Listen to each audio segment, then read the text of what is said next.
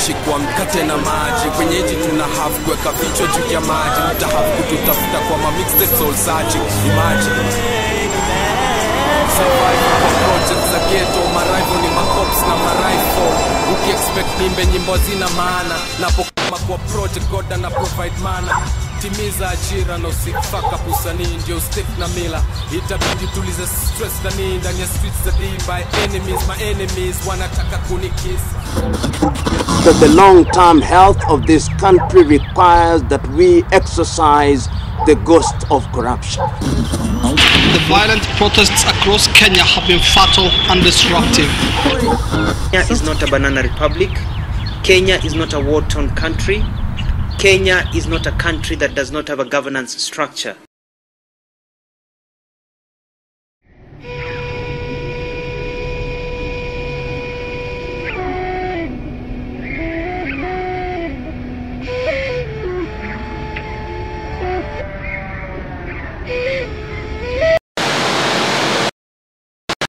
Just as a waterfall has great momentum as it falls off the ledge, but progressively loses thrust as it advances, young people retreat from political participation after intense demands for job creation are effectively addressed, and the country's economy grows with the leadership ensuring equal distribution. How did it start? A post-2007 Vijana Tugutuke caravan sees the election of many young people, but in junior positions. The new national government, elected on a platform of constitutional implementation, suffers temporary setbacks when its initial attempts to usurp county government responsibilities and resources are challenged in a court by a vibrant Linda Katiba Citizens Coalition. Job-seeking youth flock county capitals that are ill-prepared with this large influx. Meanwhile, the Vijana Tugutuke campaign transforms into a youth-centered mass movement demanding government's response to a rise in living costs and unemployment. In January 2014, Occupy government sit-ins targeting all 47 counties begin. Fearing an uprising, the government negotiates with them and by 2016 starts the implementation of a revamped Kazi kwa Vijana program. Public education, health and housing are subsidized under the innovative Invest in Kenya campaign. In 2017, due to inadequate resources, most youth lose elections, with Kenya getting its first blind governor. The global economy is at freefall, and the government is forced to decrease the minimum wage so as to avoid layoffs. Kenya gradually becomes attractive to foreign investors as labor costs fall. High costs are levied on workers for the government to be able to service national debt and sustain high government expenses, which are no longer supported by donors. Most youth have become disengaged with politics, focusing instead on their own economic success. IT-savvy youth make cybercrime the new challenge for law enforcers, and attempts to revive the youth movement fails. The 2022 elections are uneventful as voter apathy among young people is at its peak. The new hand-picked successor to the retiring incumbent puts in place a systemic privatization program causing a steady rise of the country's GDP. In 2024, a basket fund set up to facilitate youth participation is shut down due to low uptake and corruption. The 2020 UN special meeting hosted on Somalia, where all interested parties including Jubaland, Somaliland and Puntland agreed on a formula forward, including a referendum for Kenyan counties bordering Somalia, holds a second meeting in 2025, this time in Mogadishu. They celebrate the successful ceasing of the conflict and negotiate the reunification of the country through the democratic reincorporation of its breakaway regions. By December 2026, the East African community finally begins its transition to a political federation, beginning with the introduction of a ceremonial regional government. In 2027, Kenya elects her first 75-year-old female president. She is tasked with appointing a new administration due to mass retirements. In the meantime, a combined public university student conference in 2030 passes a resolution to end the inertia of Kenyan youth by discussing ways of making their presence, priorities, and potential tangible in Kenya under the slogan, "Leaders today, not tomorrow." In January 2032, Kenya starts preparing for a referendum on counties that want to join Somalia, which by this time has had a very successful Open for Business campaign.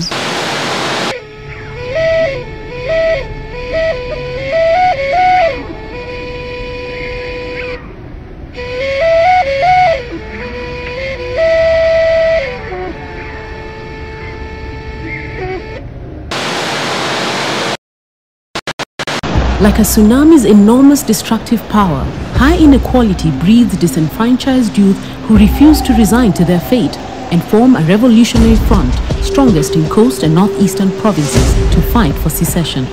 By 2031, Kenya is under a state of emergency. How did this happen? The government elected in 2012 is slow in implementing the constitutional reforms, giving way to disillusioned youth.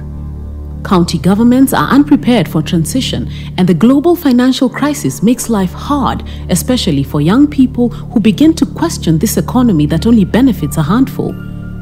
They aggressively demand for a transparent channeling of resources, and through this, build a movement that encourages young people to vie for elective posts. There is growing disenchantment towards religion and the family, which are largely perceived as inadequate, and in a country increasingly influenced by global norms, many embrace alternative lifestyles. A successful 2017 election sees more youth elected but hold junior positions. The young leaders eventually get frustrated at the failure to influence meaningful change. The political class, fully united behind the Watermelon Brigade, stalls the constitutional implementation process. They also argue that Kenya is not ready for political federation, hence they lobby for the EAC to remain a purely economic union. Rampant privatization of national institutions skyrockets unemployment as the economy stagnates and donors dwindle. There are massive layoffs, deepening inequality and escalating crime, with ICT-based fraud rivaling violent offenses. Kenya enters another era of street mass actions, inspired by popular uprisings elsewhere. The state responds with brutal force, inspiring a new donor-funded youth party, Haki Yetu, which has a landslide win in the 2022 elections. The 35-year-old president is from the marginalized northeastern province, and the average age of government leaders drops to 30 years with a gender parity of 40%. Haki Yetu prioritizes the implementation of the 2010 constitution. However, the new national government faces stiff resistance and sabotage from the old guard, paralyzing the inexperienced group of leaders and forcing it to give in to the demands of the corporate sector. Some counties become successful and are even able to supplant the national government's responsibilities, thus seeking autonomy from the central government. They become more territorial and through protectionist policies try and restrict aliens. Others are crippled by factional wars, escalating intra-county migration. Following the successful re-entry of Somalia into the global family of nations in 2023, several counties formerly of Northeastern Province demand a repeat of the independence-era referendum. This is granted based on the South Sudan model. A similar call by coastal counties is denied, and immediately a youth militia group declares war.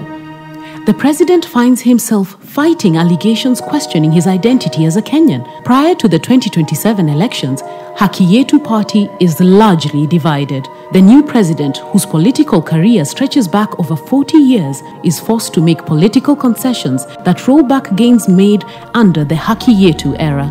In 2029, the proposed referendum for northeastern counties is postponed, and youth militia in 10 counties across the Kenyan coast and northern regions unite to form a revolutionary front.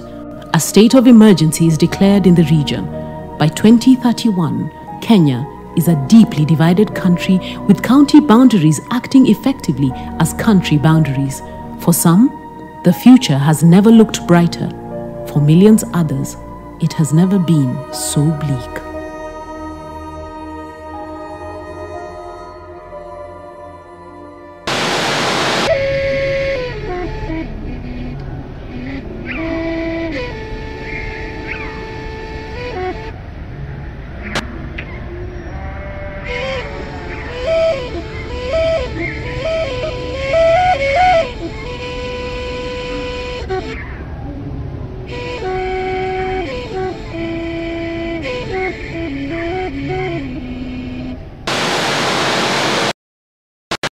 Like a pond whose stagnant water cannot provide safe drinking water, the pond scenario is a story of inertia by most youth because of high inequality.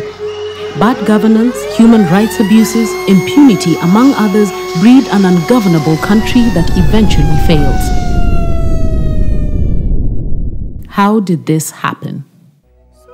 In 2012, the few young people elected are held hostage to a system of political patronage that weakens their independence and ability to drive any real change.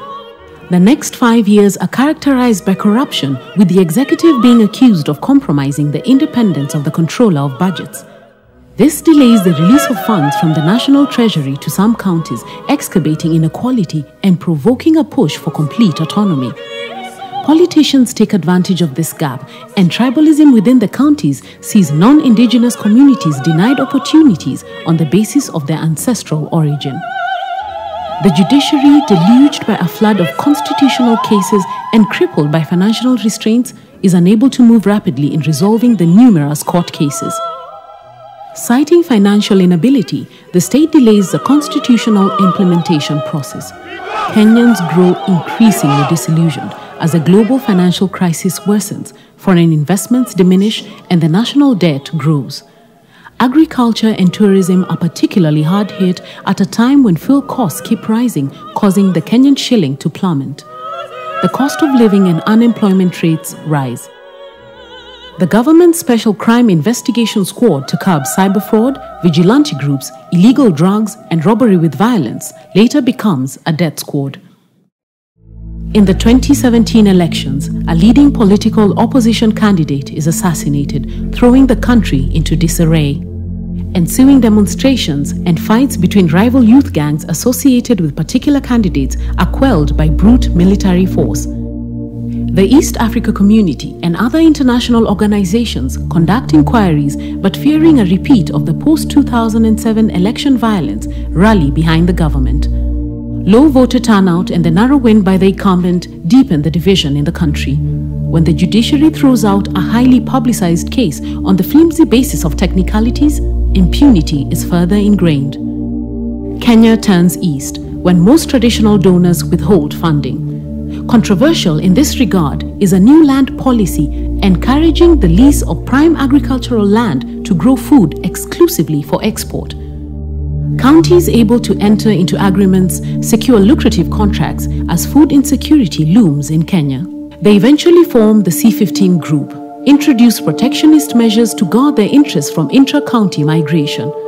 Youth from low-performing counties flock other East African countries to look for work. Tourism drops, and the main GDP earners become IT and the food export zones. In 2018, an East Africa Community report details human rights abuses in Kenya and the increase of political refugees. A UN report also identifies Kenya as the drug hub of Africa. By 2019, the UN announces its plans to move its UNEP headquarters to Arusha, marking the exit of other international organizations as well. Spades of kidnappings, grenade and bomb attacks are blamed on a secessionist movement following government's dismissal of its demands. As northern and coastal counties get implicated in the global analysis of terrorism, the state suspends elements of the Bill of Rights on the grounds of security. Disenfranchised youth fall victim to criminal activities and health complications emanating from drug and alcohol abuse, now competing with STIs as a leading cause of death among 15 to 30-year-olds.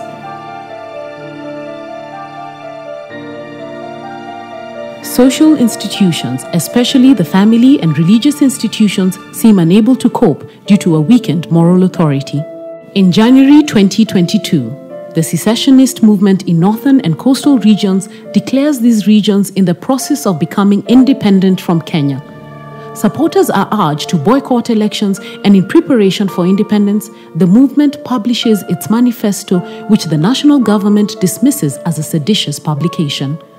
2022 has the lowest voter turnout, and the new president, a son-in-law of the retiring incumbent, pledges to continue the policies of the previous administration. By 2025, Kenya is consistently topping polls as the most corrupt country, making it more difficult to do business in the country compared to its EAC partners. The legalization of homosexuality in 2024 through a Supreme Court amendment is extended to allow gay couples to legally be able to adopt children in 2026. The 2027 polls take place in an atmosphere of heightened tensions as secessionists make good their threat through armed persuasion, attracting a heavy military presence. A retired military colonel is elected in a poll marred by allegations of electoral fraud. Drought strikes the country in 2028. The UN leads the world in offering humanitarian help, but hundreds die. The government sends the military to protect the foreign-owned food export zones from invasion by the locals. All EAC countries set up ICT hubs, rivaling Kenya, and are uncomfortable with Kenya's dominance.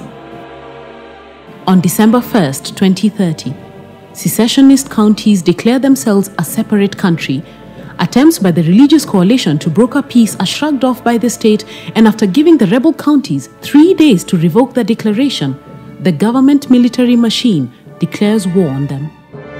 The EAC, AU, IGAD, and UN all mount emergency peace missions, but by 2031, Kenya is in every way a failed state.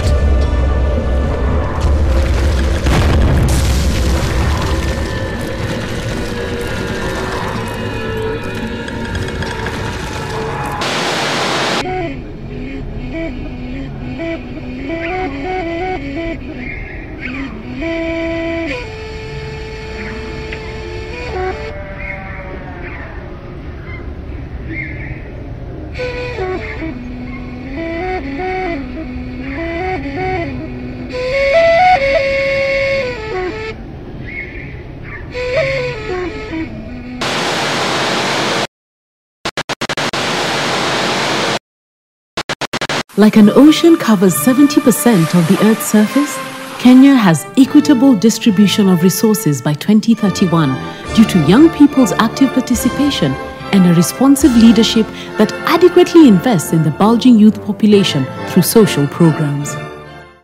How did this happen? The 2012 elections are successful, but 2013 is dominated by county and national government disputes. The judiciary demonstrates independence and integrity in its judgments. Aggressive civic education campaigns on devolution and strategic planning processes enlist citizens' active participation. With time, the devolution structure draws global attention as service delivery is improved. Extensive debate throughout this period on coastal and northeastern counties which seek to secede see the introduction of a secession bill in 2015 that is eventually defeated. With the cost of living rising and massive layoffs in response to the global financial crisis, the new government prioritizes the incorporation of ICT in all sectors and an aggressive diversification program geared at cushioning the country from the unpredictability of international trends, including weather patterns.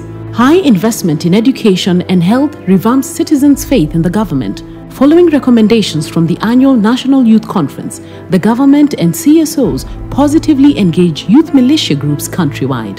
2017 is greeted with headlines of a 48-year-old female president who was elected by a united front across the country. Her focus is on strengthening government institutions, reviewing and harmonizing national policies, while encouraging affirmative action for historically marginalized areas. The 2019 referendum for joining the East Africa Community Political Federation is defeated, with people wanting to retain the economic union only. Kenya hosts a series of Somali peace talks which culminate in the signing of a treaty in 2020. As the government introduces a policy that restricts families to 3 children, the 2019 census results show a rise in single-parent households. There is growing support for the liberalization of same-sex marriages, and the 2020 Supreme Court's finding of polyandry as constitutional causes sharp divides between liberals and conservative elements. In 2022, the incumbent is re-elected by a small majority as the opposition unites under social conservatism and stands against the prohibitive cost of government policies which they label as populist and economically unsustainable. With a renewed strength in the parliament after a narrow loss, they keep the incumbent on toes. A stable and peaceful Somalia applies to join the EAC in 2025 and is accepted. Piracy has diminished to a negligible trickle, and the East African seaboard is one of the most profitable regions for global investment, prompting a rise in GDP. Unemployment figures, while still high, finally begin to drop. A constitutional amendment in 2026 legalizing same-sex marriages narrowly passes in both houses, bringing to scrutiny the role of religion in national life. In 2027, the incumbent retires and a new president, backed by a coalition of conservative parties, wins the elections. Affirmative action programs are wound up or downsized, with the government arguing that they have accomplished their goal. In 2027, the country begins to put measures to counter the drought expected in 2028. Kenya is not only able to feed its entire population, but also continues to export food. In 2028, the former president becomes the youngest recipient of the Mo Ibrahim Leadership Award. After being implicated in a corruption scam, the president resigns and is succeeded by his deputy. As the country approaches the 2032 elections, the youth bulge is celebrated as Kenya's biggest resource because of the highly skilled workforce. However, attention begins to shift towards the transition to a mature population structure.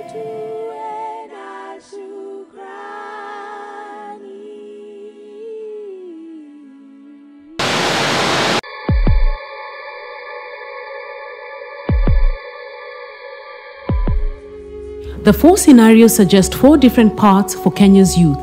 The question is not whether they will happen, but what we should do if any possibilities occurred. We are all standing at a crossroads, each one of us.